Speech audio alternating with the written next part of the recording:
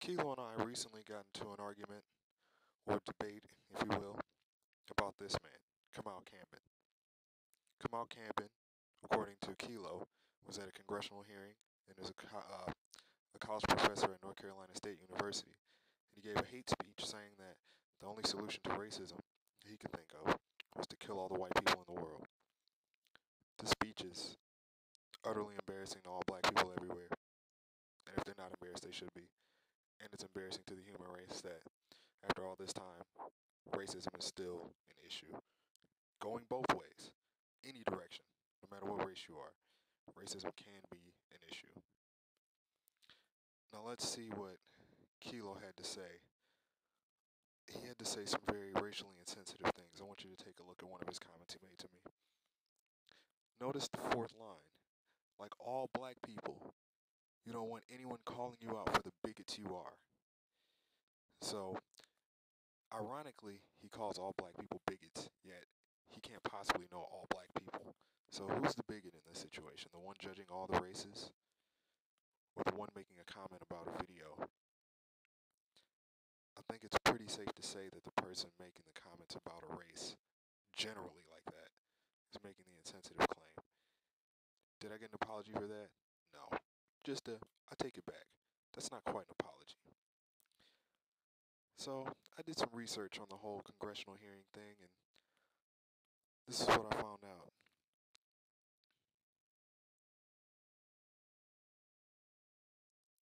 As you can see, this is him talking about the congressional hearing, saying that Kambon was at a congressional hearing. I looked up some research. I Googled Kambon and Howard University to find out where the speech took place. And I found a reaction letter from Howard University. All you have to do is Google it, put in Kambon and Howard, and this will be the first link that pops up. And this is the letter. There's not a word in the response about congressional hearing anywhere.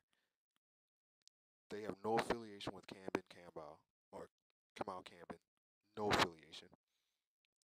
He just rented out a room and gave a speech. There was no Congress anywhere to be found. Whoever told Kkilo this was lying, and Kkilo obviously did not do any research because I Googled this and found this information within a minute. So there was literally no effort in refuting that statement that he made. And let's see how Kkilo responded to this when I told him about this in his comment box. As you can see, there was no admission, just profanity and sarcasm, and just trying to, deflect. That's all he really did, was just try to deflect. And then I looked up North Carolina State University to see what they had to say about Kambon. And this is when it really gets interesting. He states that Kambon never received any punishment for his racism, yet North Carolina State dropped him after they found out about these comments. As you can see, this is the site.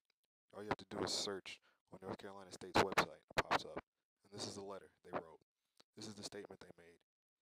He no longer works for North Carolina State. They repudiate all the statements he made. They think it was hate speech, just like the rest of us do. So, when faced with this evidence, Kkilo decided that it would be better to block me than to confront the issue. So, whenever you get into a debate with Kkilo, know one thing. If you prove him wrong, he will block you. And he will use profane statements. That's all he has. And he's an asshole. But you don't need me